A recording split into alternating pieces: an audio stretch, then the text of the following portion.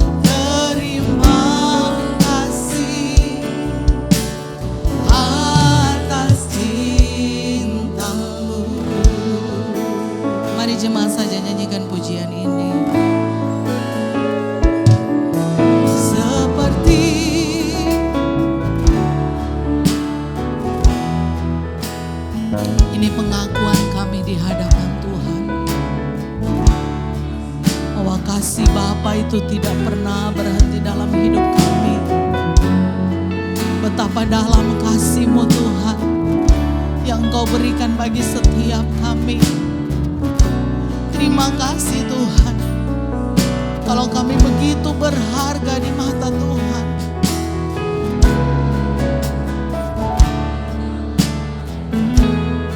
Kebaikan-kebaikan-Mu Tuhan tidak bisa terselami. Amin. Sedalam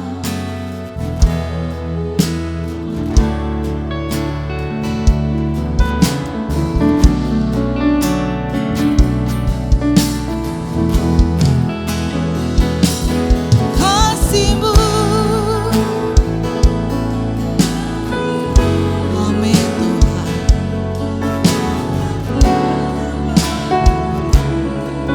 Memancarkan cinta-Mu.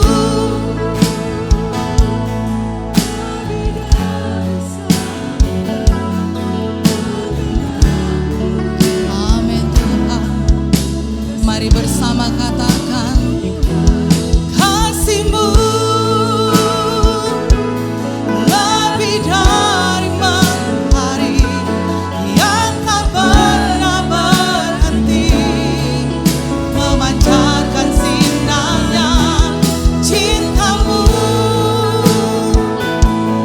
lebih dari samudra, tenggelamku di dalam kesetiaan-Mu Tuhan.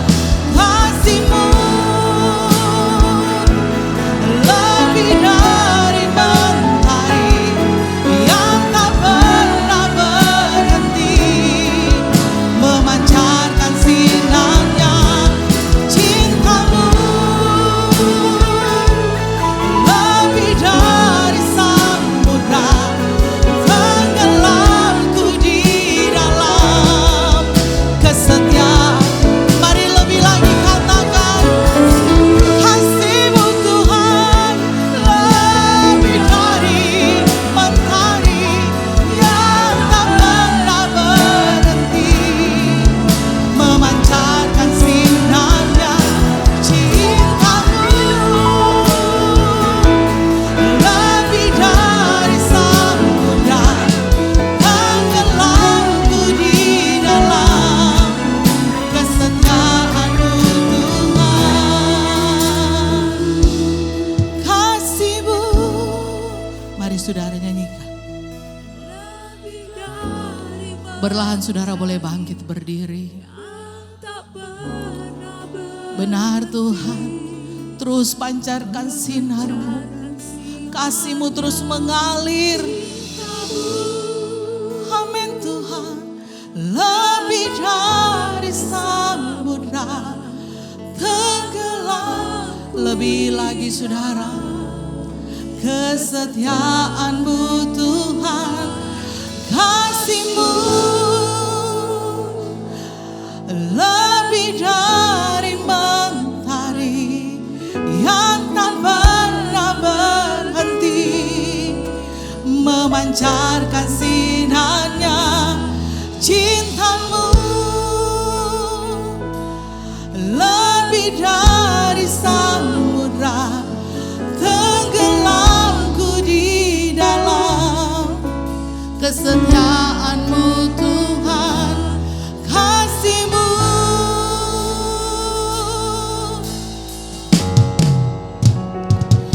kasih-Mu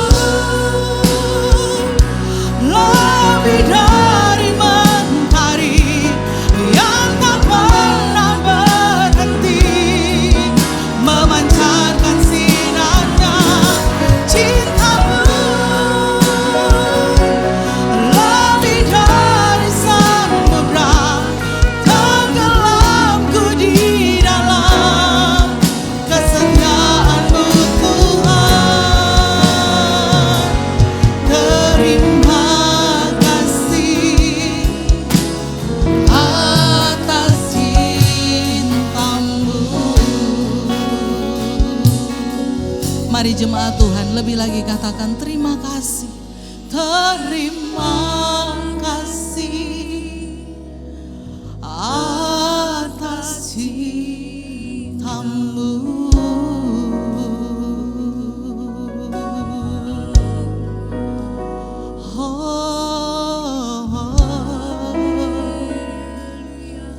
Terima kasih Tuhan, terima kasih buat cintamu, terima kasih buat kebaikanmu, terima kasih buat anugerahmu.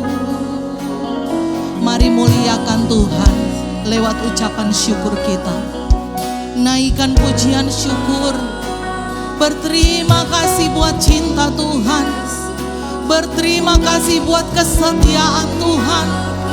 Berterima kasih buat pertolongan Tuhan. Tuhan sudah tolong saya dan saudara. Banyak hal yang Tuhan kerjakan. Mari berterima kasih. Berterima kasih Tuhan. Terima kasih Yesus. Kebaikan-Mu Tuhan kami boleh rasakan. Terima kasih Tuhan, haleluya. Kami bersyukur Tuhan, kami berterima kasih buat anugerah-Mu, buat kebaikan-Mu, haleluya. Sebab itu Tuhan, pagi ini kami memuliakan nama-Mu, kami meninggikan nama-Mu sebagai ungkapan syukur kami. Berterima kasih buat anugerah-Mu Tuhan. Oh haleluya Yesus Tuhan, haleluya Yesus Tuhan. Kami puji, kami sembah Tuhan, kami agungkan nama-Mu. Terima kasih ya Tuhan, terima kasih Tuhan, terima kasih, haleluya. Kami bersyukur Tuhan.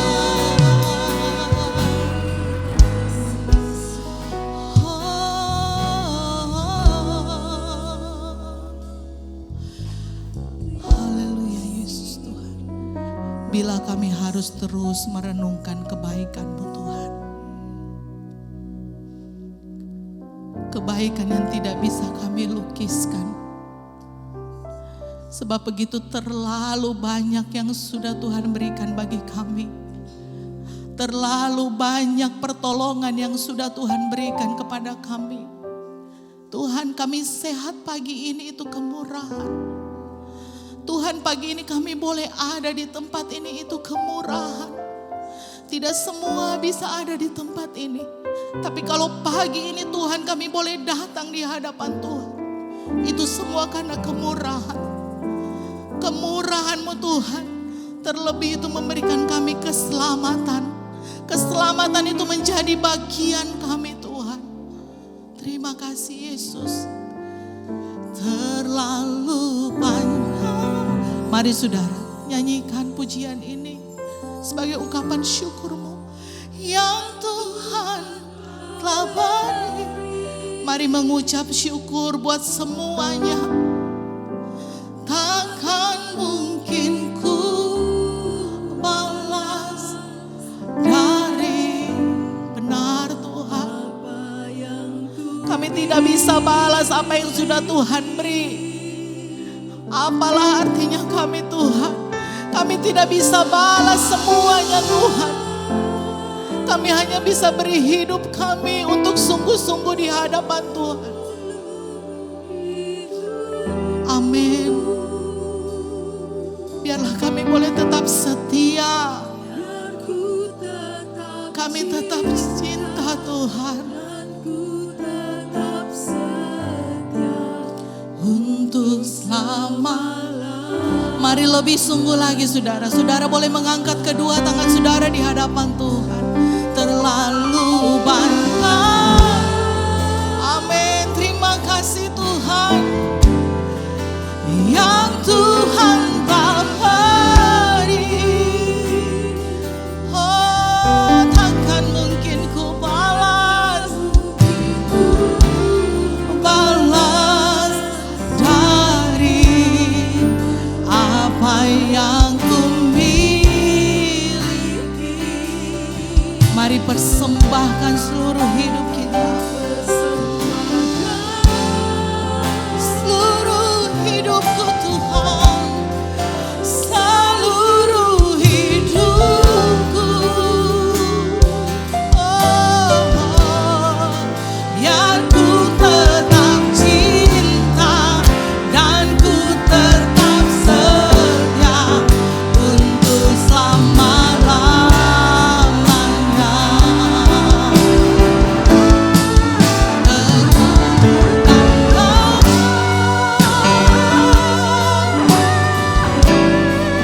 Yang Tuhan tak beri, takkan mungkin ku balas dari apa yang ku miliki.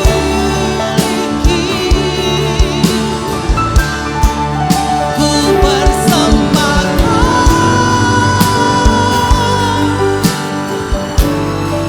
seluruh hidupku,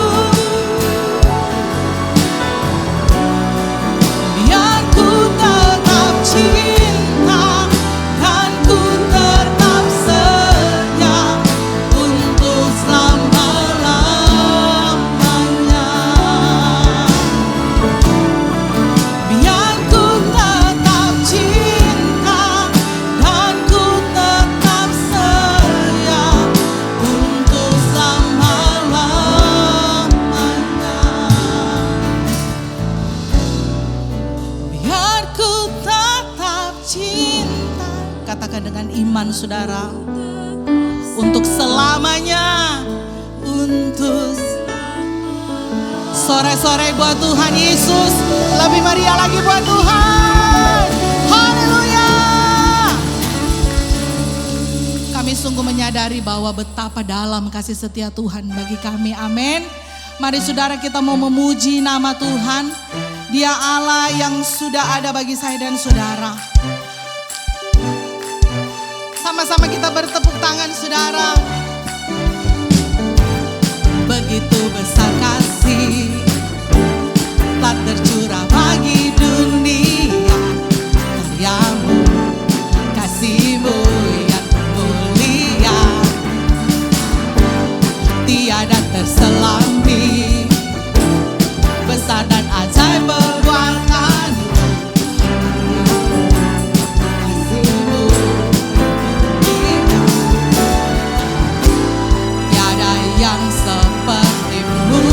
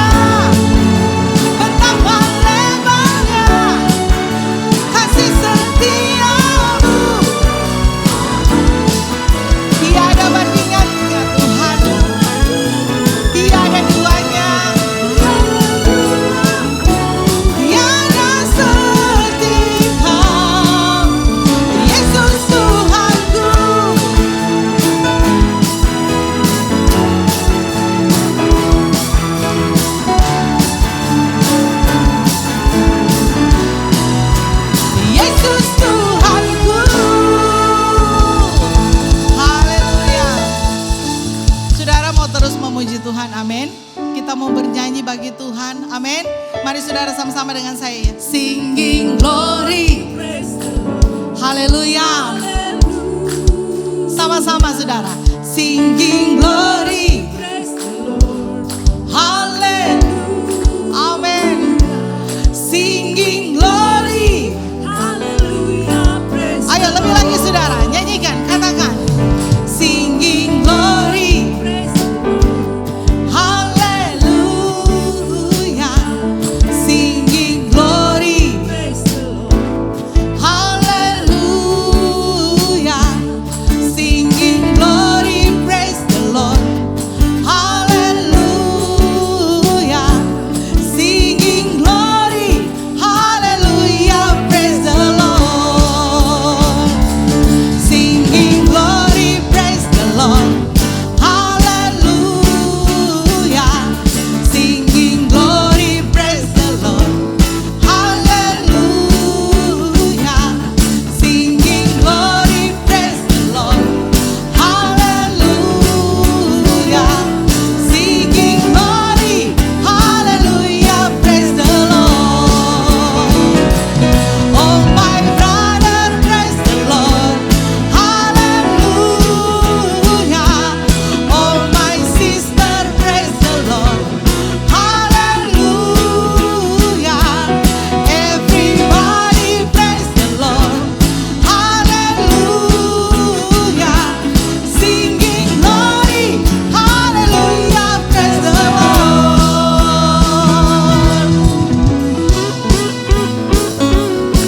Mari sama-sama kita bertepuk tangan saudara.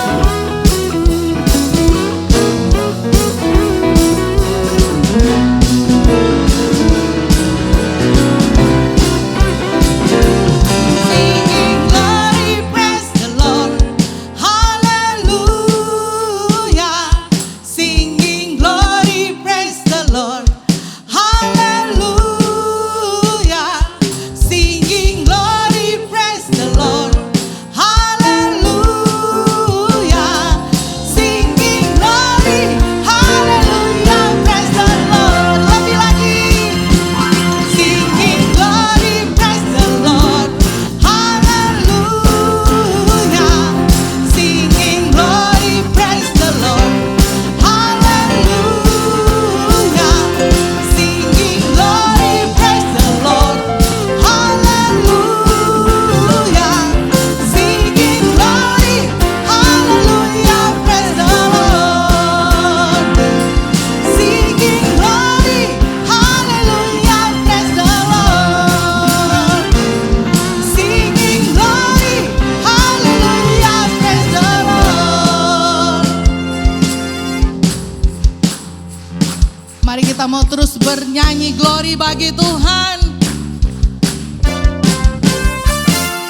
Nyanyi glory, glory, glory bagi Sang Rasa. Oh nyanyi. Mari serukan namanya, serukan nama Yesus. Nyanyi glory, glory, glory bagi Sang Rasa.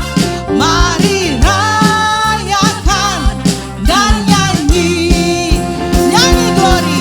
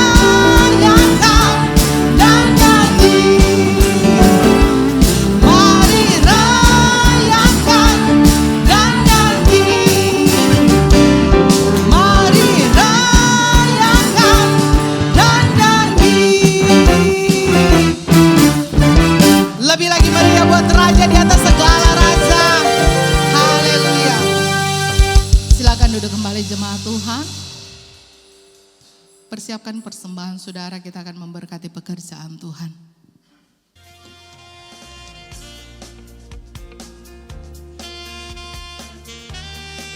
Selasa ini, ibadah kaum wanita akan diadakan secara online. Jemaat dapat mengikuti ibadah kaum wanita di YouTube Gereja Petra Makassar jam 5 sore. Hari Jumat ada ibadah pujian dan penyembahan jam 7 malam. Mari datang untuk menerima lawatan Allah. Dan bagi kaum pemuda, pelajar, mahasiswa, dan pekerja, bergabunglah bersama kami di ibadah Pranyut yang diadakan setiap hari Sabtu pada pukul 7 malam di Gereja Petra Palu. Bagi seluruh jemaat Allah, hadirlah ibadah minggu yang akan diadakan sebanyak 2 kali pada jam 9 pagi dan jam 6 sore. Kami juga mengundang bagi para jemaat agar membawa anak-anak Bapak Ibu sekalian untuk mengikuti ibadah Petra Kids yang akan diadakan pada hari Minggu jam 9 pagi bertempat di ruang sekolah minggu. Bagi jemaat yang belum tergabung dalam klik, kami mengundang saudara-saudari sekalian untuk terlibat dalam klik yang ada. Melalui klik ini, kita akan saling mendoakan, menguatkan, dan bertumbuh dalam kebenaran firman Tuhan. Sekian pengumuman yang dapat kami sampaikan. Tuhan Yesus memberkati. Kami mengucapkan selamat datang bagi Bapak Ibu Saudara yang baru pertama kali hadir bersama kami di tempat ini. Kami ucapkan selamat datang. Kiranya saudara boleh terus datang beribadah, bahkan bisa mengikuti ibadah-ibadah sepekan yang sudah kita dengarkan tadi. Puji nama Tuhan, saat ini kita akan siapkan hati kita untuk kita mendengarkan kebenaran firman Tuhan. Kami mau tetap hidup Tuhan, berjalan dalam rencana-Mu. Karena kami tahu Tuhan, janji-Mu itu ya dan amin. Ku berjalan dalam rencana-Mu, Kau berikan kekuatan untuk menghadapi semua persoalan, menantikan janji-Mu Tuhan.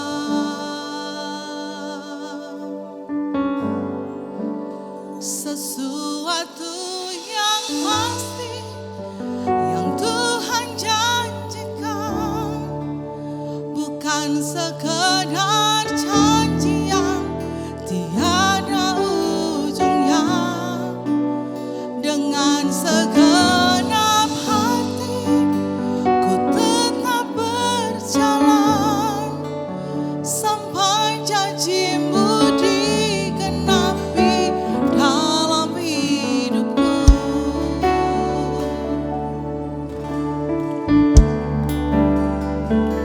Ku berjalan dalam rencana-Mu, Kau berikan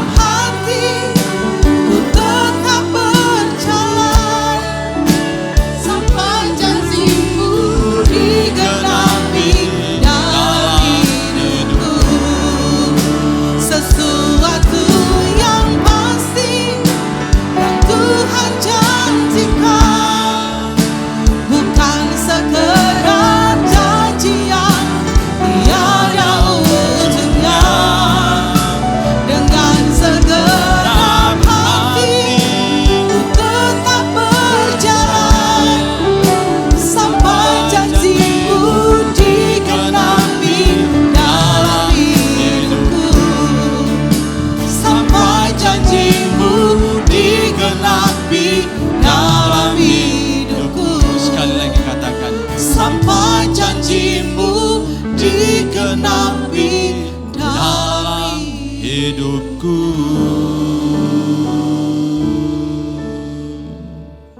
Terima kasih Bapa, kami bersyukur untuk setiap janji-Mu di dalam hidup kami. Allah yang berjanji adalah Allah yang setia, Allah yang tidak pernah gagal, Allah yang akan terus mengerjakannya bahkan di tengah-tengah kelemahan kami. Karena bukan manusia yang berjanji, tetapi Allah yang terbukti telah menyatakan kasih-Mu di dalam Yesus Kristus. Dan Engkau akan terus menuntun kami sampai pada akhirnya Engkau menyelesaikan janji-Mu dalam hidup kami. Terima kasih Bapa, dan saat ini kami siapkan hati kami mendengarkan firman-Mu. Tolong setiap kami, hamba-Mu baik dan umat-Mu yang mendengarkannya bersama-sama boleh Tuhan semakin diubahkan oleh firman-Mu. Terpujilah nama Tuhan, dalam nama Yesus Tuhan. Setiap kita yang sedia mendengarkan firman-Nya, mari bersama katakan amin. Beri kemuliaan yang terbaik buat Tuhan Yesus. Oke, silahkan duduk kembali Bapak Ibu Saudara yang dikasihi Tuhan. Shalom, sekali lagi shalom. Ya, selamat pagi, puji Tuhan kita boleh berjumpa kembali di rumah Tuhan. Dan pagi hari ini judul khotbah saya adalah iman dan pekerjaan. Saudara, menarik tidak saudara? Siapa di sini yang tidak punya kerja atau belum bekerja? Ya, saya sedang buka job fair ini. Siapa yang belum bekerja? Ya, silakan cari kerja. Saudara, ya firman Tuhan pagi hari ini berjudul iman dan pekerjaan. Nah, mungkin bagi kita ya agak asing ya. Kenapa sih kok di gereja judul khotbahnya itu iman dan pekerjaan? Apa hubungannya dengan hidup saya sebagai ya orang Kristen, sebagai orang yang hidup dalam masyarakat? Apa hubungannya iman dan pekerjaan? Nah, mungkin bagi kita itu jarang sekali dibahas dalam gereja tentang hal-hal seperti ini. Betul ya saudara? Benar? Ya. Kenapa? Ya. Kenapa kok di gereja jarang membahas apa itu pekerjaan? Ya. Apa yang diajarkan di gereja sebenarnya tentang pekerjaan? Ya. Mengapa kita perlu bekerja? Ya. Apa makna pekerjaan bagi hidup saya? Apa makna pekerjaan bagi iman saya? Nah, ini penting saudara. Nah, di gereja penting diajarkan supaya kita ini memahami kehidupan. Untuk apa kita hidup, bagaimana seharusnya kita hidup, dan kemana hidup ini. Nah, itu kan berhubungan saudara. Karena apa? Karena ketika saudara tidak bekerja, saudara tidak bisa makan. Ya. Paulus dengan jelas ya menasehati jemaat ya di Tesalonika, dikatakan barang siapa yang tidak bekerja, janganlah dia makan. Galak betul itu hamba Tuhan satu. Rasul Paulus itu galak benar. Kenapa kok orang tidak bekerja tidak boleh makan? Nah saudara, makan itu kebutuhan dasar manusia loh. Ya. Kenapa kok orang tidak boleh bekerja? Tidak boleh makan. Ya, tidak mau kerja. Ya. Nah, mari kita cari jawabannya di khotbah berikut ini ya. Terus ditampilkan, nah iman dan pekerjaan. Nah ini beberapa waktu lalu saya mendapati berita ini di salah satu media televisi nasional. Dikatakan bahwa di Cianjur itu dibuka lowongan pekerjaan 50 orang, yang lamar itu sampai ribuan. Saudara, itulah kondisi pekerjaan, susahnya cari kerja di negara kita ya. Orang banyak yang sekolah gelar dengan sarjana tetapi begitu sulit untuk cari kerja. Nah, ini perlu kita pikirkan bersama. Kita juga sebagai orang yang sudah lulus sarjana mungkin perlu memikirkan bersama, memikirkan diri. Bagaimana saya harus menciptakan pekerjaan, ya betul ya. Ya, karena selama ini kita bergantung kepada pihak luar yang menawarkan pekerjaan, memberi pekerjaan. Ya, sehingga begitu sulit untuk orang di Indonesia ini cari pekerjaan. Ya, kalau di Amerika berlaku undang-undang ketika seseorang lulus dari satu university dan sulit mendapat pekerjaan, boleh dia tuntut universitasnya. Kau sudah kasih lulus saya, kenapa begitu sudah cari pekerjaan? Nah, harusnya begitu. Sekolah begitu mahal, begitu lulus tidak dapat kerja. Ya, saudara. Nah, apa sebenarnya? Bagaimana ya iman Kristen ya kemudian memandang pekerjaan itu bagaimana sih? Ya, seharusnya iman Kristen meletakkan pekerjaan itu seperti apa di dalam posisi kita sebagai orang percaya. Ini penting sekali saudara. Kenapa? Karena banyak orang Kristen, banyak anak Tuhan, bahkan banyak hamba Tuhan masih memisahkan, ya, masih membedakan mana itu rohani, mana itu jasmani. Oh, kalau saudara bekerja jaga toko, saudara sebagai pengusaha, itu pekerjaan jasmani. Kalau saudara melayani di gereja, itu rohani. Amin. Wah, pintar sudah. Saudara, banyak orang memisahkan itu. Ya. Mempertentangkan maknanya. Seolah-olah kalau kita jadi petani itu tidak rohani. Seolah-olah kalau kita jadi pendeta itu lebih rohani. Padahal banyak juga pendeta yang tidak rohani. Ya. Saudara, nah kenapa seperti itu? Karena ya memang selama ini hal-hal seperti ini tidak pernah diajar di dalam gereja. Nah, bagaimana iman Kristen kemudian memandang pekerjaan itu menjadi sesuatu yang punya nilai di hadapan Allah. Ini penting sekali. Sehingga kita akan melakukan segala sesuatu berdasarkan nilai yang Allah taruh di dalam hidup kita melalui firman-Nya. Nah, sebenarnya apa sih itu pekerjaan, saudara? Nah, dalam Kejadian 2 ayat 15 ya, dikatakan Tuhan Allah mengambil manusia itu dan menempatkannya dalam Taman Eden untuk mengusahakan dan memelihara taman itu. Dan manusia ya, manusia Allah ciptakan dalam Kejadian 1 ayat 27. Marilah kita menciptakan manusia yang segambar dan serupa kita supaya mereka apa? Berkuasa. Supaya apa? Mereka mengusahakan dan memelihara taman itu. Manusia pertama kali diciptakan ya dengan tujuan untuk memelihara, mengusahakan taman itu. Manusia yang disebut Adam. Adam itu sebenarnya artinya bukan seperti saya bagus, seperti kok Sinto, bukan seperti itu saudara. Manusia ya, Adam itu dalam bahasa Ibrani artinya ya manusia itu. Dan untuk tanah dalam bahasa Ibrani artinya Adama. Hebat tidak saudara? Hebat sekali. Bagaimana si Adam ini mengelola Adama? Karena memang Adam ini diambil dari Adam. Manusia pada dasarnya adalah makhluk ciptaan yang diambil dari tanah dan kemudian Allah bentuk, dihembusi nafas dan kemudian diutus kembali untuk mengelola tanah. Itulah bekerja.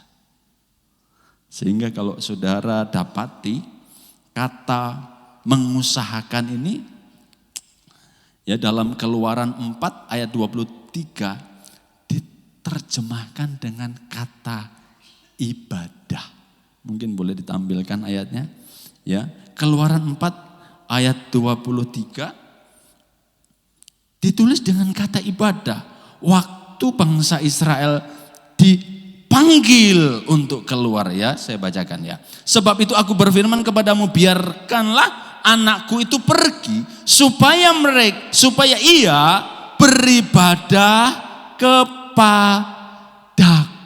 Nah, kata beribadah itu sama artinya dengan mengusahakan dan memelihara taman itu. Loh, saudara, kata Ibrani tidak membedakan ibadah dan mengusahakan, tidak memisahkan antara bekerja dan beribadah.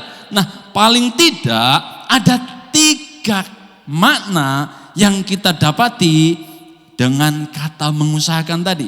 Ya, dalam Kejadian 29 ayat 18 dikatakan begini, Yakub cinta kepada Rahel, sebab itu ia berkata, aku mau bekerja. Nah, kata bekerja ini itu sama yang dipakai dengan kata mengusahakan tadi. Ya, Bilangan 4 ayat 23. Nah, ini untuk imam-imam Lewi yang melayani di bait suci. Catatlah mereka yang berumur 30 tahun ke atas sampai berumur 50 tahun, yakni setiap orang yang wajib tugas supaya mereka melakukan apa? Pekerjaan atau melayani jabatan di kemah pertemuan. Ini melayani di bait suci, saudara. Ya, di bait Allah. Dan ini untuk keturunan Lewi. Ya. Dalam ibadah Israel, tidak boleh suku lain melayani di bait Allah, di bait suci. Hanya keturunan Bani Lewi yang dikhususkan untuk melayani di bait Allah. Dan kata melayani itu sama yang dipakai dengan kata mengusahakan tadi. Yang ketiga, Ulangan 6 ayat 13. Engkau harus takut akan Tuhan Allahmu, kepada Dia haruslah engkau beribadah. Nah, kata beribadah itu sama artinya. Jadi, ayo. Yang pertama tadi, Yakub bekerja, ya. Itu dipakai kata afat sebenarnya juga. Terus kata melayani di kemah pertemuan itu juga afat. Dan yang ketiga, kata beribadah itu juga dalam Ibrani diterjemahkan dengan kata afat. Nah, dari kata afat ini kemudian berkembanglah menjadi avodah. Dan bahasa turunannya dari, kemudian bahasa turunan Ibrani itu salah satunya adalah bahasa Arab. Kemudian dalam bahasa Arab itu ibadah. Maka kita memakai kata ibadah. Saudara, ibadah dan bekerja ini kemudian disejajarkan. Ya. Kalau begitu, bekerja itu ibadah tidak? Hah? Ibadah. Makanya kita orang percaya sebenarnya tidak boleh main-main dengan pekerjaan. Orang Kristen tidak boleh sembarang dengan pekerjaan. Ya. Kenapa? Karena mereka sedang beribadah kepada Allah. Ya. Saya pun sebagai hamba Tuhan, saya tidak boleh main-main dengan pekerjaan sebagai seorang hamba Tuhan. Pak, apa sih pekerjaannya hamba Tuhan? Pernah saudara tanya begitu? Ya, apa itu kerjanya pendeta itu? Tidak ada kerjanya itu. Saudara, ya, pendeta kadang aku sibuk. Sibuk apa sih pendeta? Ya, saudara, pendeta melayani pekerjaan di rumah Tuhan adalah satu pekerjaan, ya, yang menuntut konsentrasi, yang menuntut penyerahan diri total. Dan itu adalah ibadah dalam setiap kehidupan saudara dan dan saya. Makanya sebagai seorang hamba Tuhan, saya mesti belajar banyak. Saya mesti menggali firman lebih dalam daripada jemaat. Jangan sampai jemaat lebih pintar dari pendeta. Betul? Ya kalau jemaat lebih pintar ya lebih baik jemaatnya yang jadi pendeta, kan begitu kan? Nah ini pekerjaan hamba Tuhan. Jadi saudara belajar itu sebagai sarana ibadah untuk memuliakan nama Tuhan. Nah dalam dunia pekerjaan saudara, kita pasti bersentuhan dengan orang atau pribadi yang mana kita harus memberi pertanggung jawab untuk setiap apapun yang kita kerjakan. Nah, kalau tadi ibadah, ya sebenarnya saya tidak mau taruh di paling atas, ya. Tetapi karena kita ini kan rohani, ya saudara. Jadi sudahlah saya taruh di atas. Nah, kalau dalam dunia ibadah, siapa otoritas kita? Allah, betul? Kalau dalam dunia pelayanan, siapa otoritas kita? Ya bisa saja klik leader, pendeta. Tetapi dalam dunia pekerjaan, siapa yang mesti kita bertanggung jawab? Ya bos kita kan. Nah, setiap kita ini pasti bersentuhan dengan ketiga hal ini. Tidak mungkin kita bisa lepas dari ketiga hal ini, saudara. Pasti kita akan bersentuhan dengan orang-orang ya atau dengan pribadi yang saya sebutkan tadi.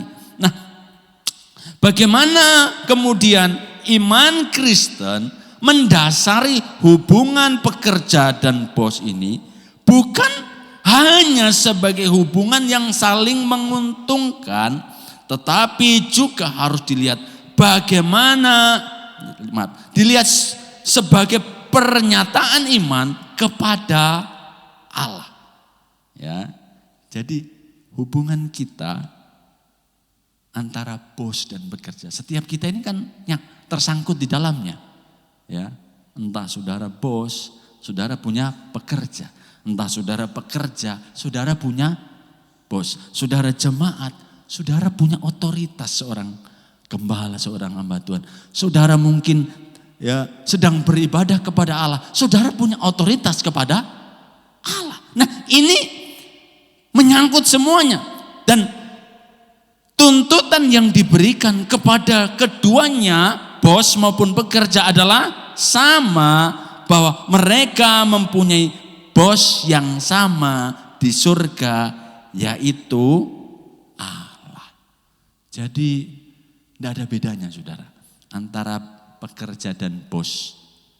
Ya. Bedanya hanya namanya saja, yang satunya P, yang satunya lagi B. Dua-duanya punya bos yang sama di surga. Ya makanya kalau jadi bos jangan macam-macam. Ya.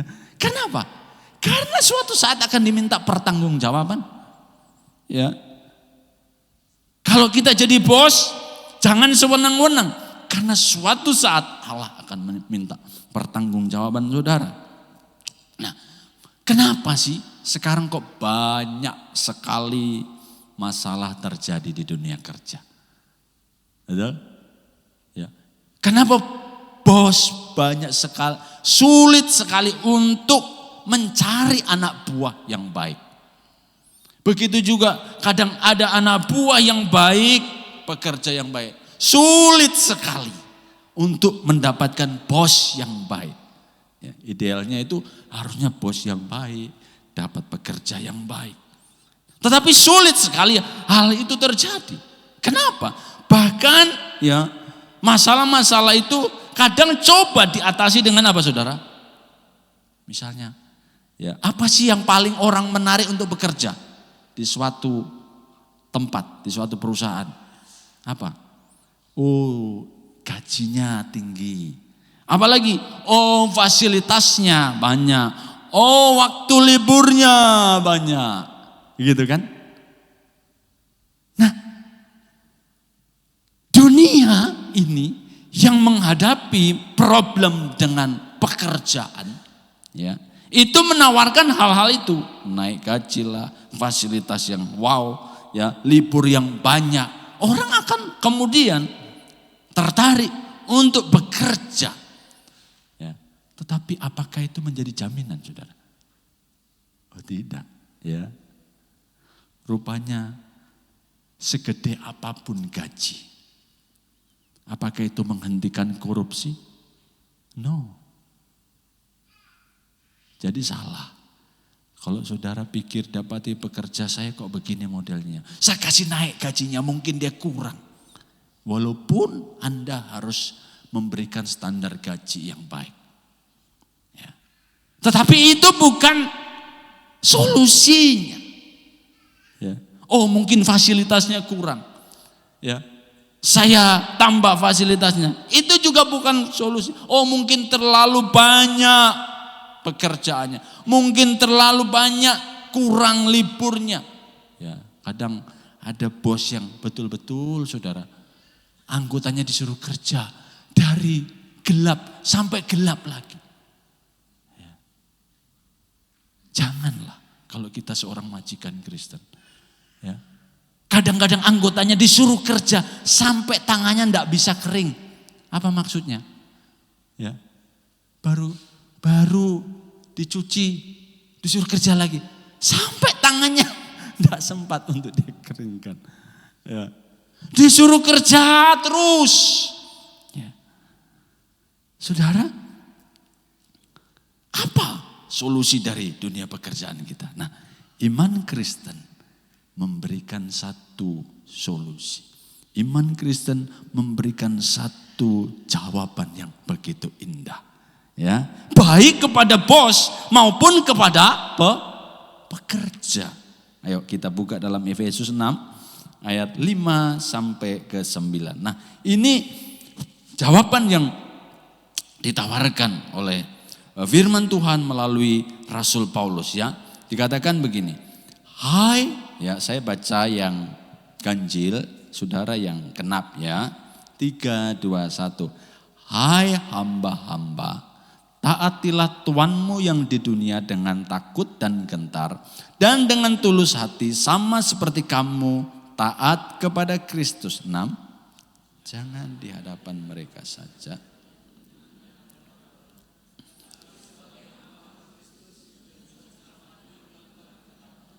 7. Dan dengan rela menjalankan pelayanannya seperti orang-orang yang melayani Tuhan dan bukan manusia. 8. Kamu tahu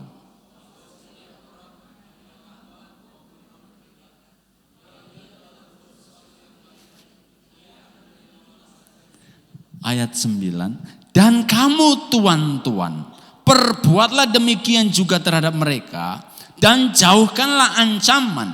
Ingatlah bahwa Tuhan mereka dan Tuhan kamu ada di surga dan Ia tidak memandang muka. Nah, saudara, kekristenan memandang pekerjaan bukan hanya sekedar untuk mencari nafkah dan rezeki loh. Ya, saudara camkan itu.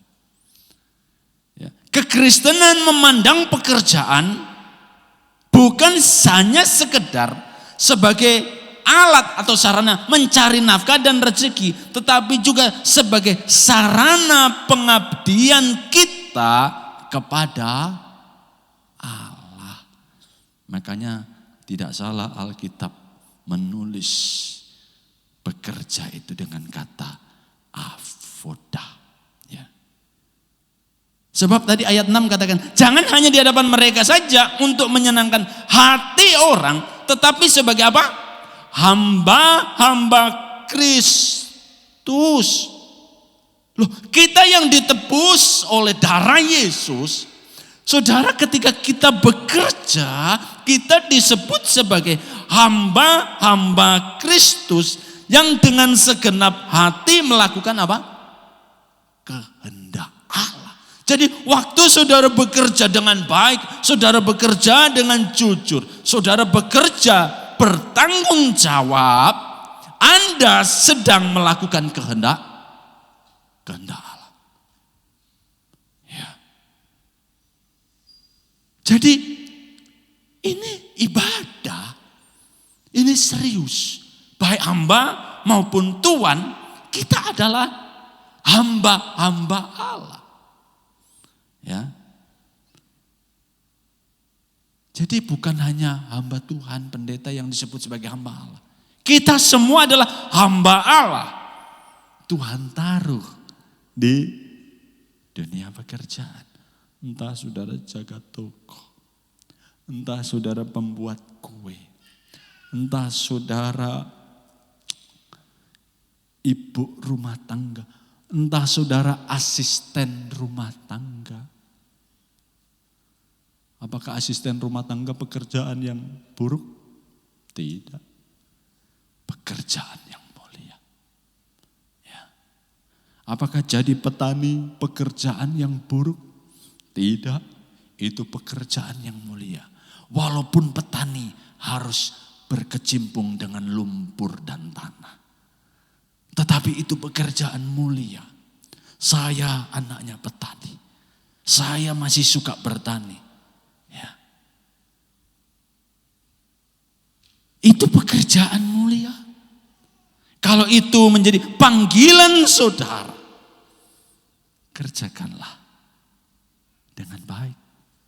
Karena Anda dan saya sedang melakukan kehendak Allah. Dan kita diminta untuk bertanggung jawab. Oleh sebab itu kita perlu, bagaimana sih sikap pekerja Kristen, sikap bos Kristen itu bagaimana seharusnya saudara. Ya. Tadi dikatakan apa? Taatilah. Kalau kita ini hamba yang telah ditebus oleh darah Yesus dan kita Tuhan taruh di sana, ya, kita adalah hamba-hamba Kristus. Taatilah Tuhanmu yang di dunia dengan takut dan gentar. Wow, kita disuruh taat loh kepada kepada Tuhan yang di dunia. Ya. Saudara, pekerja itu pasti punya Tuhan. Ya. Dan bosnya itu disuruh, ya, si pekerja itu disuruh mentaati tuannya yang di dunia ini dengan apa? Takut dan gentar. Maksudnya bukan kalau ketemu tuannya terus gemetar begini. Enggak, maksudnya menyegani. Ya. Pobos berarti benar-benar menghormati, menyegani tuannya ini. Dan saya pelajarin kata ini, gentar ini tremor. Ini sama seperti kalau kita rasakan gempa tremor, gempa getaran. Bayangkan seorang hamba disuruh, ya, apa? Mentaati tuannya itu dengan begitu menghargai. Sehingga tidak heran kalau misalnya 1 Petrus 2 ayat 18 bilang begini. Hai hamba-hamba, tunduklah dengan penuh ketakutan kepada Tuanmu. Oh, kalau Tuan saya baik Pak, saya tunduk kepada dia. Tapi kalau Tuan saya tidak baik, tunggu dulu Pak.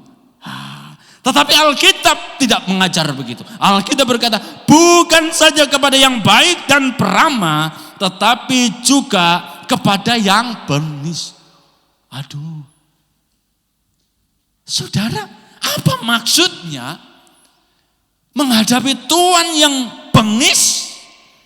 Seorang pekerja Kristen disuruh taat, disuruh tunduk.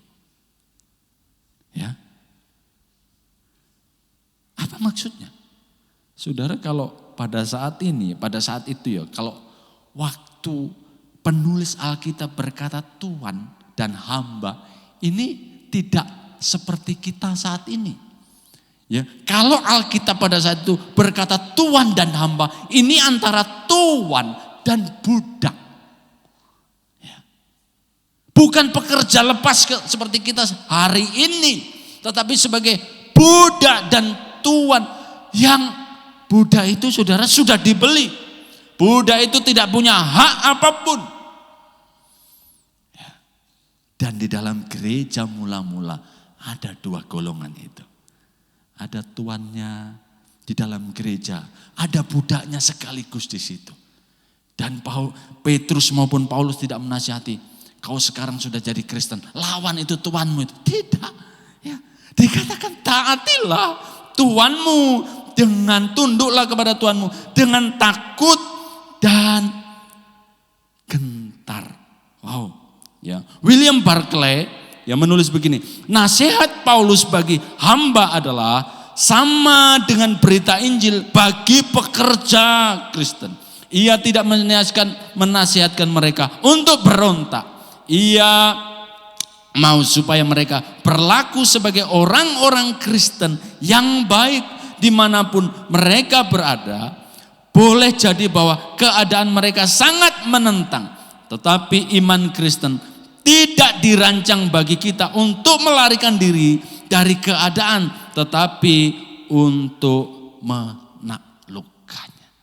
Jadi iman Kristen itu dirancang untuk kita, ya dalam hal ini pekerja, untuk bagaimana kita ini menjadi pekerja yang baik, menghormati Tuhan kita, dan melalui hal itu ya kita boleh mempermuliakan nama Tuhan. Ya. Oleh sebab itu jadi pekerja Kristen, ya sikapnya apa? Yang pertama harus dengan tulus hati. Ya tadi kan Efesus 6 tadi ayat yang ke 5 katakan dengan tulus hati. Ya. Sebagai pekerja Kristen kita diperintahkan untuk bekerja dengan tulus. Artinya apa? Tidak pura-pura. Ada di sini yang bekerjanya pura-pura. Wah, kalau dilihat tuannya, dilihat bosnya, rajin tidak? Oh rajin Pak. Ya, tetapi begitu tuannya pergi, masih rajin dia? Oh, tunggu dulu. Ya, tidak tulus. Ya. Pekerja Kristen harus tulus, tidak pura-pura, tidak dengan maksud yang tidak baik. Tidak semua loh. Orang yang bekerja itu maksudnya baik.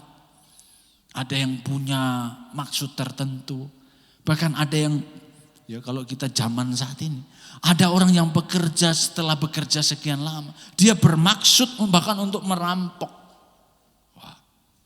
Tetapi nasihat Kristen ya supaya pekerja ya itu bekerja dengan tulus, tidak dengan maksud yang tidak baik, tetapi dengan kesadaran bahwa kita sedang melakukan kehendak Allah. Jadi waktu kita bekerja sadari bahwa di sini ada kehendak Allah yang harus aku lakukan. Ya, Kolose 3 ayat 23, apapun juga yang kamu perbuat, perbuatlah dengan segenap hatimu seperti untuk Tuhan dan bukan manusia.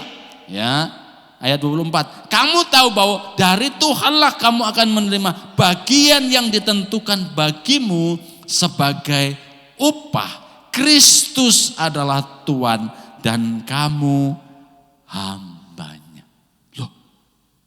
Kristus itu Tuhan kalau engkau bekerja. Ya. Mungkin tuanmu, mungkin bosmu hari ini kurang baik. Nasihat firman tadi. Tunduklah, taatilah dia. Tetapi engkau harus ingat, Tuhanmu yang di surga itu yang sesungguhnya adalah Kristus. Ya. Dari mana upahnya? Kamu tahu bahwa dari Dialah, dari Tuhanmu lah kamu akan menerima upah, menerima bagian. Dan Dia adalah Tuhan yang baik. Saudara, saya pernah bekerja. Saya pernah tinggal di rumah orang. saya merasakan bagaimana tinggal di rumah orang. Ya. Saya orang yang pernah ya mengalami kesusahan-kesusahan hidup. Ya.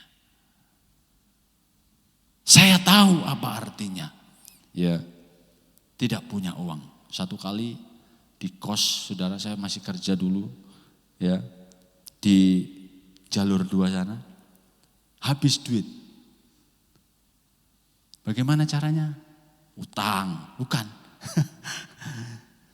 Di belakang kos itu ada pepaya, saudara. Ya. Pepaya itu diambil, dibikin sayur. Laki-laki gini ngambil pepaya bikin sayur. Tidak apa-apa. Daripada utang. Saudara,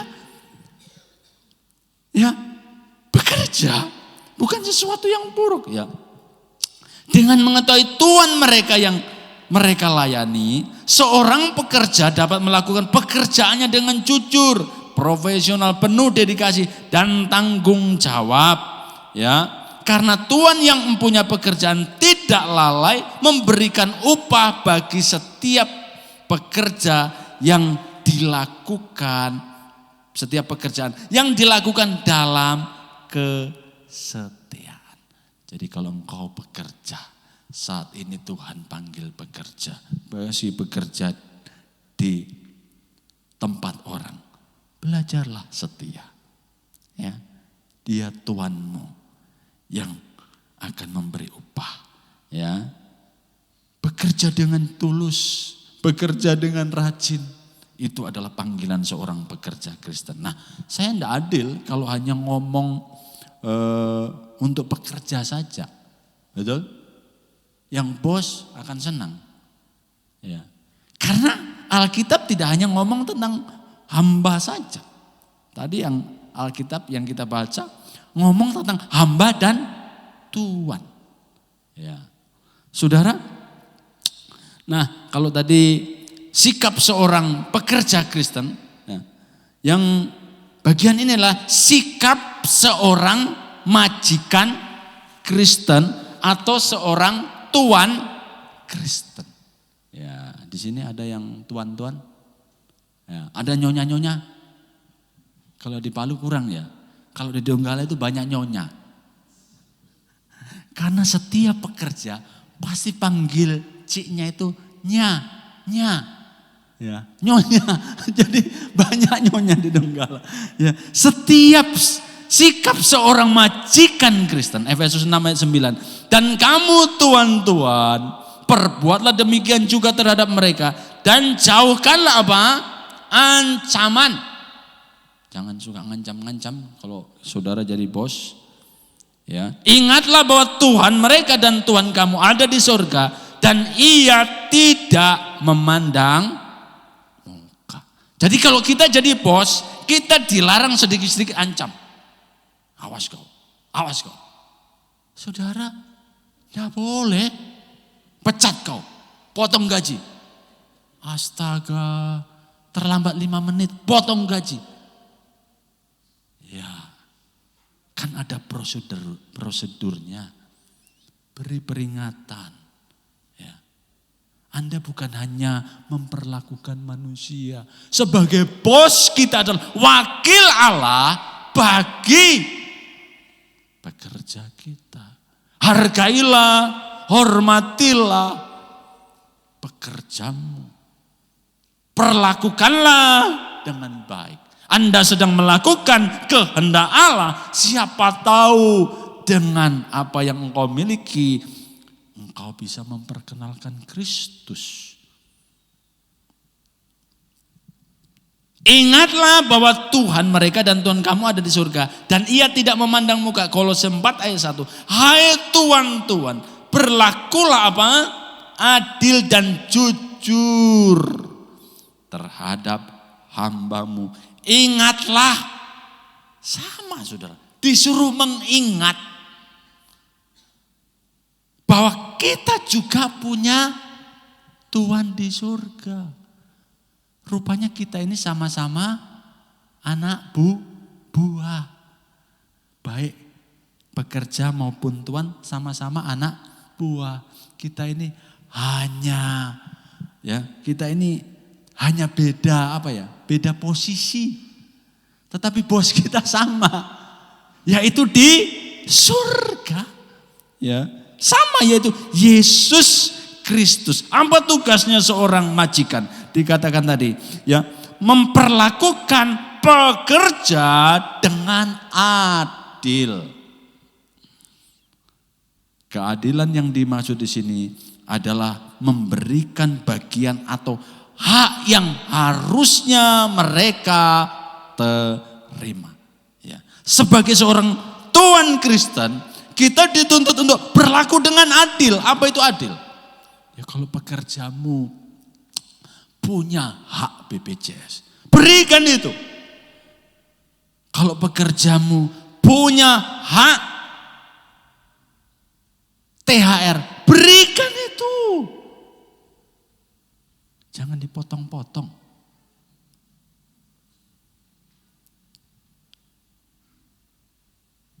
Dalam hubungan tuan dan hamba ini, tuan pada saat itu menurut hukum Romawi dapat memperlakukan hambanya dengan wewenang penuh loh saudara. Karena seorang hamba telah dibeli, tetapi kekristenan mengajarkan untuk memperlakukan hamba sebagaimana manusia sebagaimana layaknya. Jadi pekerjamu adalah manusia yang perlu diperlakukan dengan adil.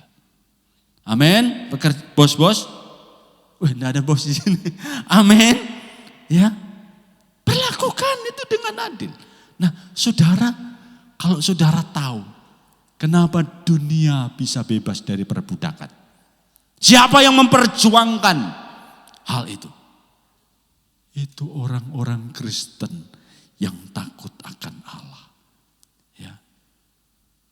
William Wilberforce, seorang bukan hamba Tuhan, seorang politisi memperjuangkan hukum bagi pembebasan budak di Inggris. Abraham Lincoln, seorang politisi memperjuangkan pembebasan budak di Amerika. Ya. Abad 16, abad 17. Manusia dari Afrika diseret, dirantai, dijadikan pekerja, dijadikan budak. Mereka tidak punya hak apapun. Tetapi orang-orang itu memperjuangkan pembebasan budak. Nah, kita hidup saat ini. Banyak bos yang memperlakukan perbudakan kembali. Ya. Banyak di antara kita. Banyak bos-bos Kristen justru senang kalau mendapat karyawan yang gajinya murah. Puji Tuhan, Pak, saya dapat karyawan gajinya murah sekali. Ya, disaksikan lagi di gereja. Hati-hati, jangan sampai itu perbudakan dan kita rohanikan. Hanya demi supaya kita bisa memperkaya diri, supaya kita bisa semakin banyak harta, kita pakai orang lain. Dengan gaji yang begitu kecil, semakin kecil gajinya, semakin puji Tuhan.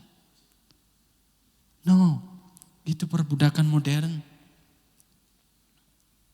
Saudara, John Newton itu salah satu seorang pembeli budak. Ya, dia beli budak di Afrika. Dia tangkap orang kulit hitam, ya, di Afrika. Dibawa dengan kapal ke Eropa, dijual ya kepada orang-orang di Amerika dan Eropa. Tetapi dalam perjalanannya Tuhan jamah hatinya. Tuhan ubah hatinya. Sehingga kemudian dia menyadari kesalahannya. Dia bertobat dan akhirnya dia menjadi seorang hamba Tuhan. Dan dia juga memperjuangkan ya pembebasan budak ini. Nah, saudara, di dalam Alkitab ada sebuah kisah yang kalau saudara baca dalam kitab Filemon, itu mengutip, ya bukan mengutip, paling tidak menyentuh khotbah kita hari ini. Filemon dan Onesimus. Ada di sini namanya Onesimus? Tidak ada? Nama Filemon masih ada ya. Ya kalau Onesimus sepertinya kurang. Kenapa? Karena Onesimus ini seorang budak. Ya. Waktu dia melakukan satu kesalahan, ya entah apa di rumah tuannya Filemon, ya. Onesimus ini kemudian dipenjarakan di Roma. Nah, waktu di penjara ini bertemulah dia dengan Paulus. Waktu bertemu dengan Paulus, Onesimus ini kemudian diutus kembali kepada Tuhannya. Ayo kita lihat di sana. Ayat 15-16. Sebab mungkin karena itulah dia dipisahkan sejenak daripadamu, supaya engkau dapat menerimanya untuk selama-lamanya. Bukan lagi sebagai hamba, melainkan lebih daripada hamba. Yaitu sebagai apa? Saudara yang kekasih. Bagiku sudah demikian, apalagi bagimu. Baik secara manusia maupun di dalam Tuhan. Jadi si Onesimus sang budak, Paulus kembalikan kepada Tuhannya.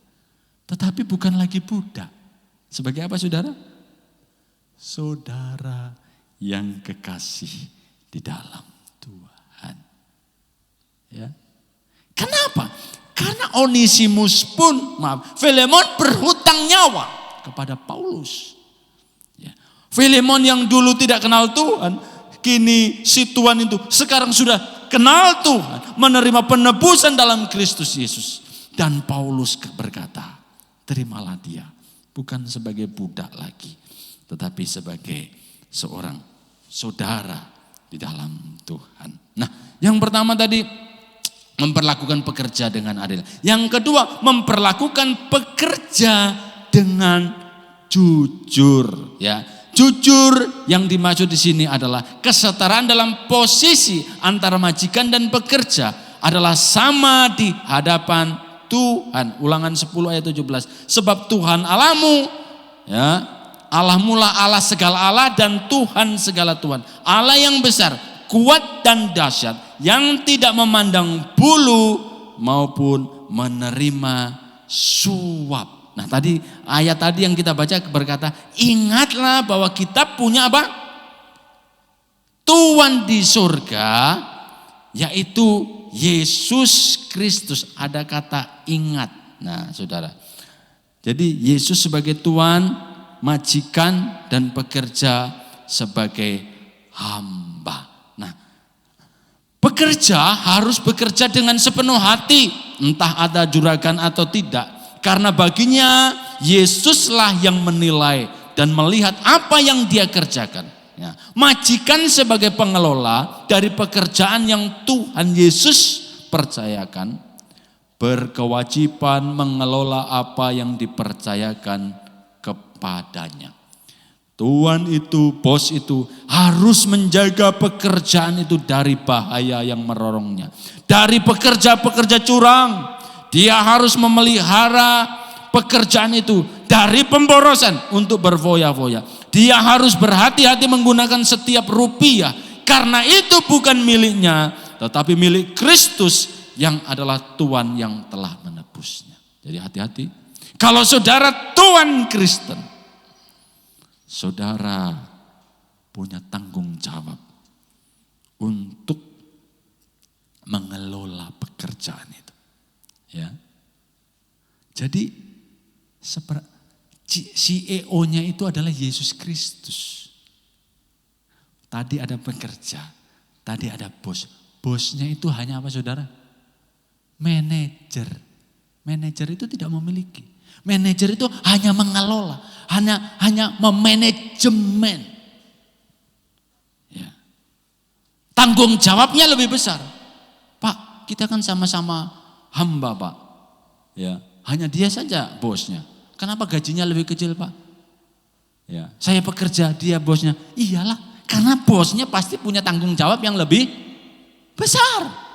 Ada apa-apa yang dicari adalah bosnya. Nah, di sini dengan tepat saya ditulis begini. Menjaga pekerjaan itu dari bahaya yang merorongnya, dari pekerja-pekerja curang. Bagaimana Pak? Kalau saya dapati pekerja saya yang nakal. Apa sikap kita? Saya bilang pecat. Kenapa? Tapi jangan dengan kebencian. Saudara memberhentikan pekerja itu. Karena saudara tahu, kalau saya tidak berhentikan ini, pekerjaan ini akan menjadi rusak. Apa yang menjadi milik Tuhan ini akan menjadi hancur. Sebagai manajer yang baik, Anda punya ketetapan, Anda punya tugas untuk mempertanggungjawabkan apa yang Tuhan percayakan. Bolehkah kita pecat orang Pak? Boleh. Di mana ayatnya yang melarang kita pecat? Kalau pekerja itu nakal, tidak bisa dinasihati, ulang-ulang dikasih SOP, tetap tidak berubah. Anda kalau biarkan pekerja itu terus ada di situ, akan terus merongrong pekerjaan Tuhan yang lebih besar. Ibarat sel kanker harus dikasih keluar. Kasih keluar. Ya. Karena ini milik Tuhan. Toko saudara milik Tuhan. Anda hanya sebagai apa? Manajer. Ya, usaha saudara adalah milik Tuhan. Saya sebagai pengelolanya. Ya, saya harus jaga toko ini. Saya harus jaga usaha ini. Supaya melalui usaha ini saya boleh memuliakan Tuhan. Saya bertanggung jawab atasnya. Sehingga melalui usaha atau pekerjaan ini boleh dipakai untuk pekerjaan Tuhan. Nah, dalam konteks inilah Injil Kristus mengubah cara pandang kita terhadap pekerjaan. Sehingga orang yang bekerja tidak bekerja bagi dirinya sendiri. Dan majikan yang mempunyai pekerjaan pun tidak merasa memiliki pekerjaan itu. Tetapi semuanya dilakukan untuk dan kepada Allah. Ya, kita yang bekerja, kita melakukannya untuk Allah. Bos yang memanajeri juga melakukannya untuk Allah. Kenapa? Karena kesadaran akan ini. Injil itu merubah cara pandang kita, saudara. Kenapa? Karena kita telah dibeli dan harganya telah lunas dibayar. Hidupku sekarang bukan milikku lagi. Wong hidup saja bukan milik kita, apalagi harta kita. Betul? Mana lebih berharga? Hidup atau harta? Saya tahu jawaban saudara. Atau. Mana lebih berharga, hidup atau harta? Atau Pak. Ya.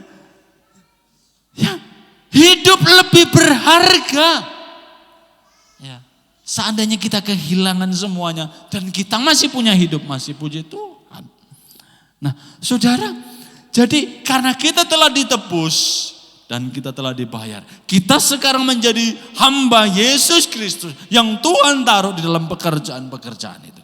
Tuhan mau kita boleh memuliakan namanya. 1 Korintus 10 ayat 31.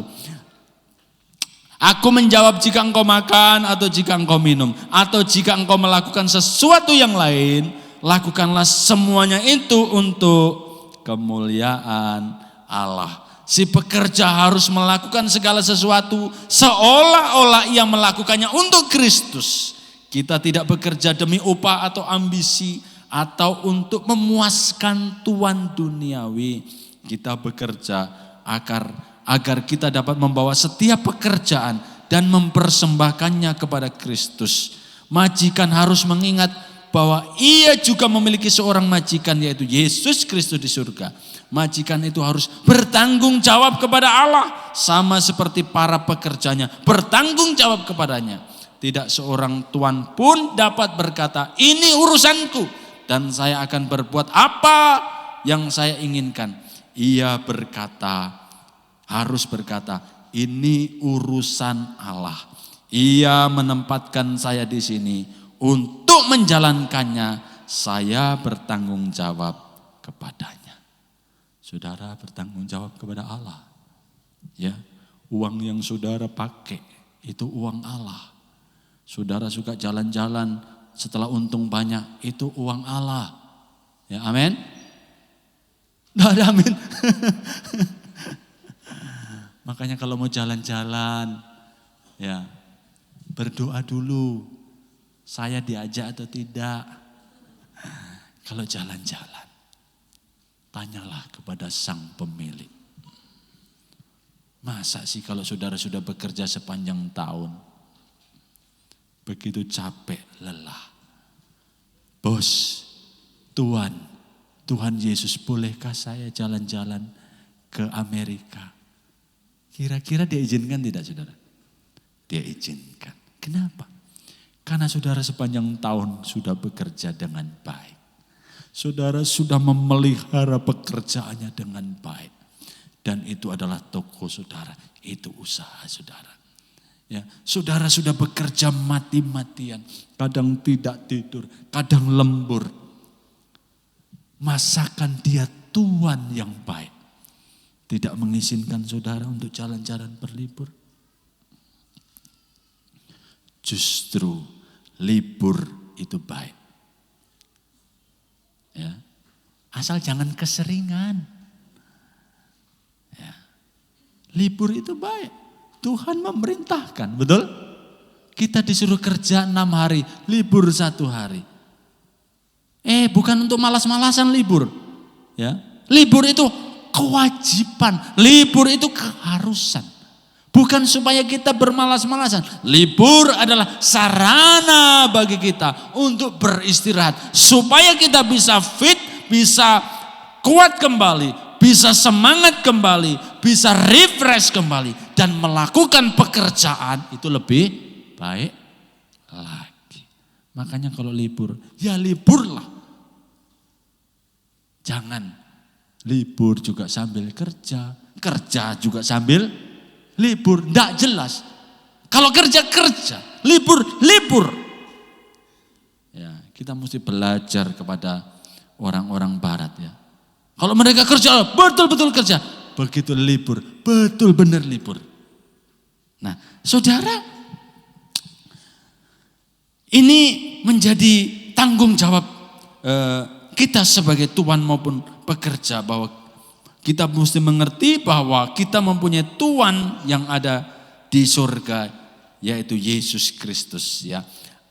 William Barclay menulis begini, ajaran Kristen tentang kerja adalah bahwa majikan dan hamba sama-sama melakukan pekerjaan demi Allah. Sehingga upah untuk pekerjaan itu sesungguhnya tidak dapat dinilai dengan uang duniawi. Namun upah itu akan diberikan suatu hari kelak. Ya, William Barclay. Injil mengubah motivasi hati kita saat bekerja.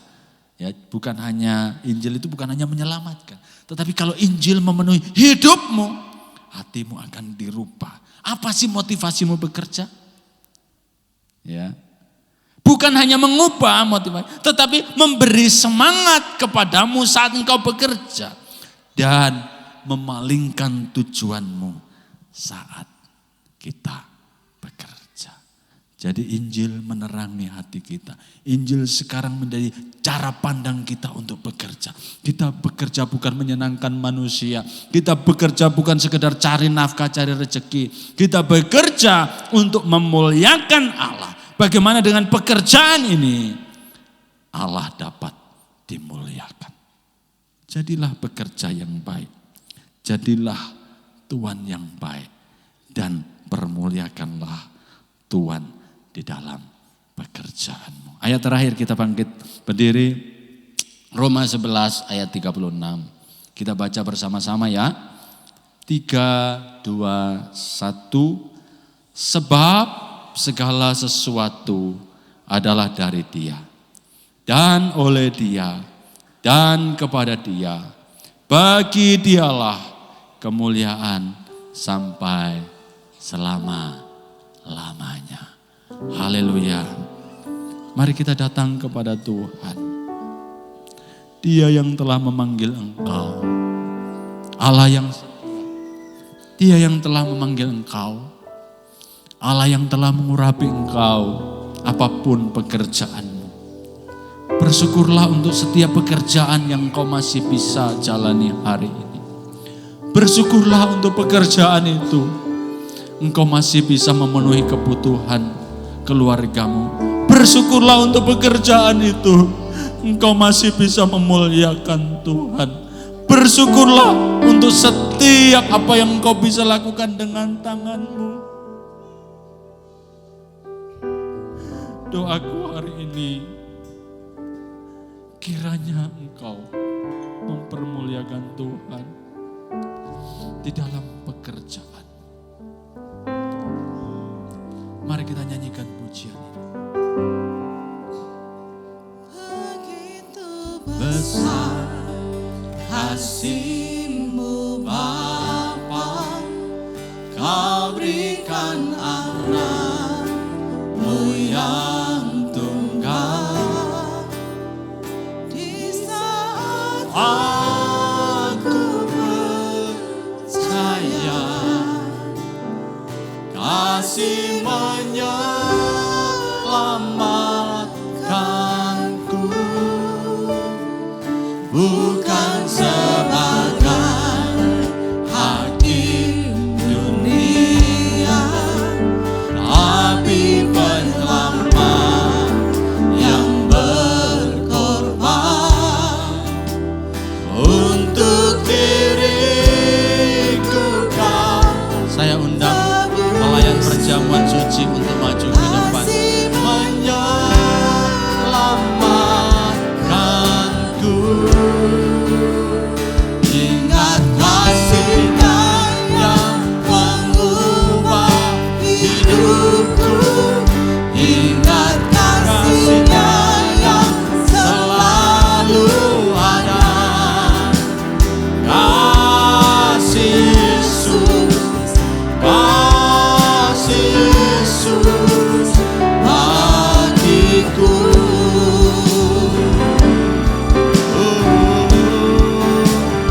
Ingat pilur-Nya yang sembuhkan lukaku, ingat salib-Nya yang menebus aku.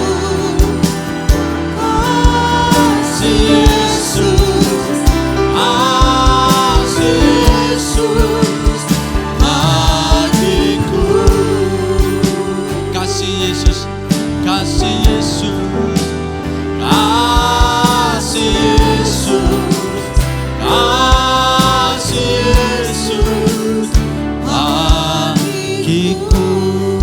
Mari kita satu di dalam doa. Benar Tuhan, semua hanya karena kasih-Mu. Terima kasih buat hari ini. Kami masih boleh bekerja. Semua karena anugerah Tuhan. Memberkati setiap pekerjaan kami. Walaupun sederhana, walaupun tidak menghasilkan uang yang banyak Tuhan. Doa kami, Engkau hadir di dalam setiap pekerjaan kami. Urapi tangan-tangan umat-Mu yang sedang bekerja, melakukan pekerjaan. Jauhkan dari setiap hal-hal yang tidak berkenan.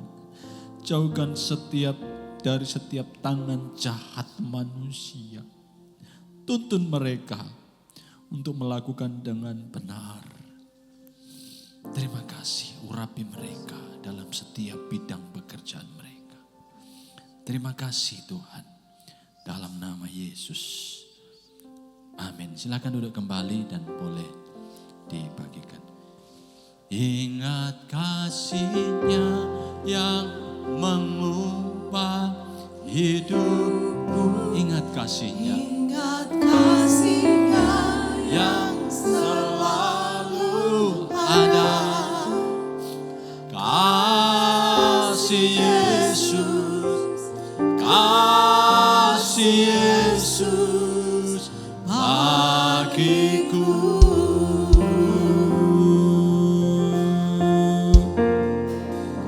Ingat bilurnya yang sembuhkan lukaku. Ingat salibnya yang menebus aku. Kasih Yesus, kasih Yesus bagiku.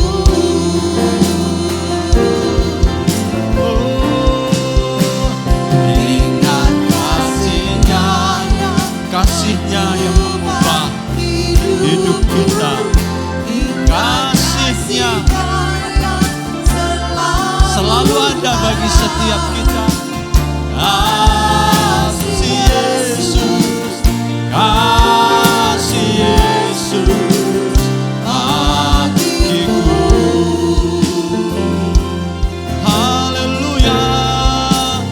Ingat bilurnya yang sembuhkan luka. Amin Tuhan. Ingat salibnya yang telah tebus hidup. Kasih Yesus, kasih Yesus bagiku. Oh, haleluya. Ingat kasih-Nya yang telah mengubah hidup. Mari Bapak Ibu saya ajak untuk bangkit berdiri. Ingat kasih-Nya Yang selalu ada. kasih Yesus, kasih Yesus bagiku.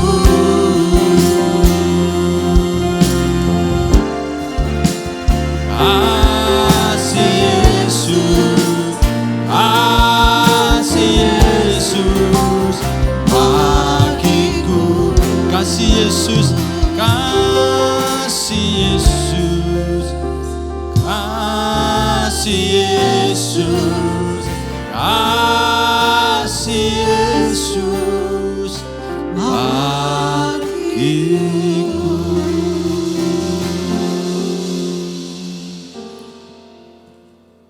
Oleh karena kasih Allah, kita boleh berdiri di hadapannya dengan penuh keberanian. Saudara, mari angkat roti ini dengan tangan kananmu. Roti ini menunjuk kepada tubuh Kristus yang telah dipecah-pecahkan bagi setiap kita. Pada malam waktu Tuhan Yesus diserahkan, Tuhan Yesus mengambil roti dan sesudah ia mengucap syukur atasnya, ia memecah menyakannya dan berkata, inilah tubuhku yang diserahkan bagi kamu. Perbuatlah ini atau lakukanlah ini menjadi peringatan akan aku.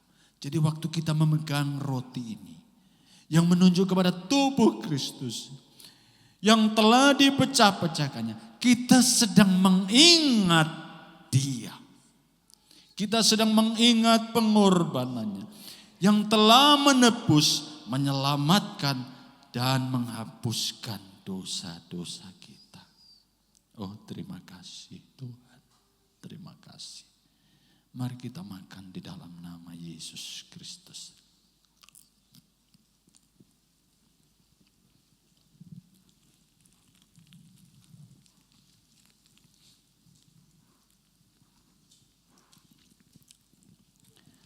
Mari angkat cawan lebih tinggi dari kepalamu. Demikian juga ia mengambil cawan sesudah makan. Lalu berkata, cawan ini adalah perjanjian baru yang dimeteraikan oleh darahku. Perbuatlah ini setiap kali kamu meminumnya menjadi peringatan akan aku. Sebab setiap kali kamu makan roti dan minum cawan ini, kamu memberitakan kematian Tuhan sampai Dia datang. Jadi saudara, cawan ini adalah perjanjian baru. Ada perjanjian lama. Ya, manusia ditebus, dibenarkan oleh darah binatang. Tetapi di dalam Kristus melakukannya bagi kita sekali untuk selama-lamanya. Kita dikuduskan, dibenarkan oleh darah Kristus. Ingatlah akan hal ini. Beritakanlah kematian, kebangkitan Kristus yang telah menebus hidupmu. Dan ingatlah selalu akan Dia. Mari kita minum dalam nama Yesus. Mari naikkan syukurmu untuk pengorbanannya yang mulia. Oh, terima kasih ya Bapa. Mari setiap orang menaikkan syukur untuk anugerahnya yang begitu ajaib. Terima kasih. Begitu besar kasih-Mu ya Tuhan. Terima kasih. Engkau menebus kami, bukan kami terlebih dahulu baik. Engkau mengampuni kami, bukan kami terlebih dahulu sudah tahu bertobat. Tetapi Tuhan jauh lebih mengampuni kami.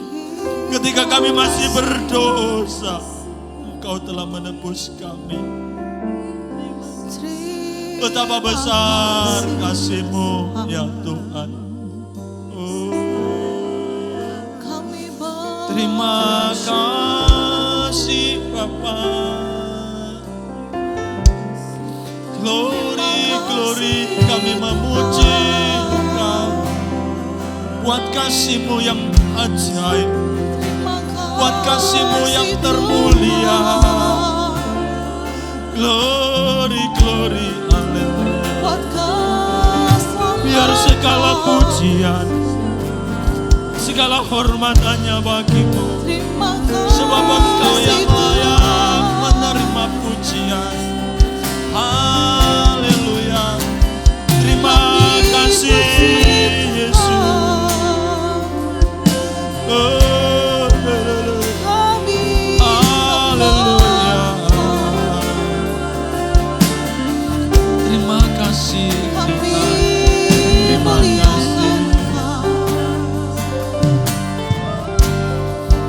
Biar hidup kami semakin memuliakan nama-Mu ya Tuhan.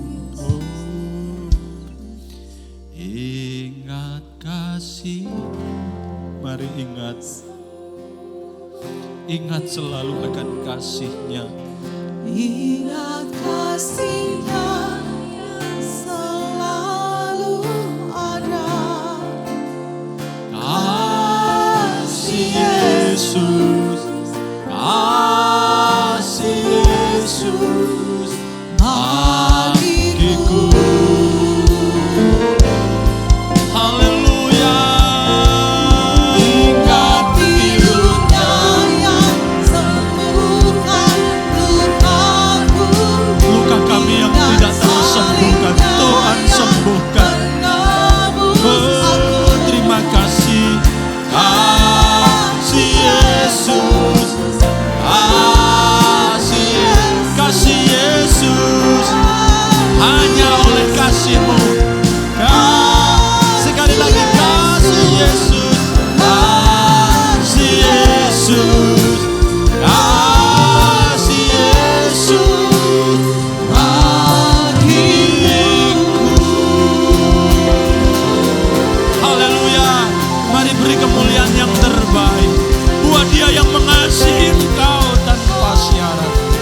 Oh terima kasih kehangatan kasih-Mu terus membakar hidup kami Tuhan. Memberi kehangatan kepada hati kami yang dingin oleh dunia ini. Terima kasih, kasih-Mu selalu membangkitkan kami ketika kami lemah. Kasih-Mu memberikan dorongan kami kepada kami ketika kami tidak punya semangat. Tolonglah kami untuk kami terus memandang kepada Kristus sampai akhir hidup kami. Terima kasih buat hari ini. Sebentar kami akan pulang, kami juga berdoa untuk Bapak Gembala yang tidak bersama-sama dengan kami. Tuhan menolong dalam perjalanannya ke Tiongkok. Tuhan senantiasa menyertai, memberkati dimanapun beliau berada. Terima kasih, kami juga berdoa buat saudara-saudara kami yang tidak bersama-sama dengan kami. Mungkin di antara mereka dalam kelemahan, di dalam kesibukan atau dalam apapun. Tuhan senantiasa menolong, ketuk pintu hatinya untuk minggu-minggu yang akan datang. Mereka bersama-sama dengan kami, rindu haus lapar akan Engkau. Terima kasih dan sebentar kami akan pulang. Mari saudaraku, angkatlah tanganmu dan terimalah berkat Tuhan. Diberkatilah setiap kita, diberkatilah nikah rumah tanggamu, diberkatilah kesehatanmu, diberkatilah kerohanianmu, diberkatilah gereja kita, diberkatilah anak cucumu, diberkatilah sekolah pendidikanmu, diberkatilah usaha pekerjaanmu. Pakai itu untuk memuliakan Tuhan. Dan pulanglah dengan membawa berkat dari Allah Bapa, Anak dan Roh Kudus. Hari ini sampai Maranatha Yesus Kristus datang kali kedua. Setiap kita yang diberkati Tuhan bersama katakan amin. Selamat